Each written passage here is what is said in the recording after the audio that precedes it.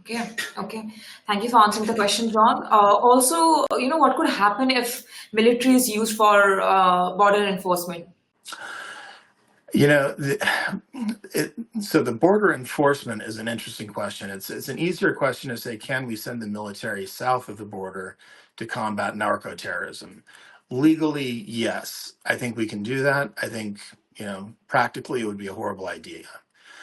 Border enforcement's another issue, though. It's quite a bit different and it's more nuanced.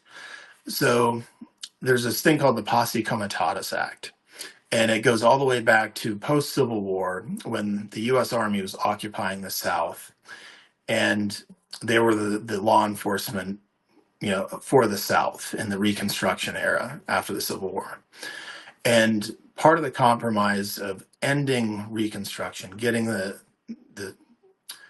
levers of power restored to the civilians in the South, was the Posse Comitatus Act that said that the U.S. military will not be allowed to enforce civil law, and they have no authority to do that in the United States.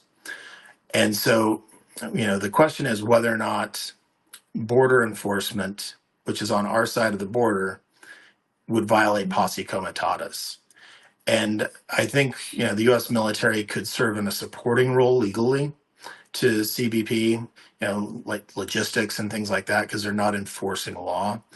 But once they start putting the military into an enforcement role, there becomes a whole lot of problems with the Posse Comitatus Act. And I think that's something that it's a little bit more nuanced, but I think it's also something that the administration will lose in court.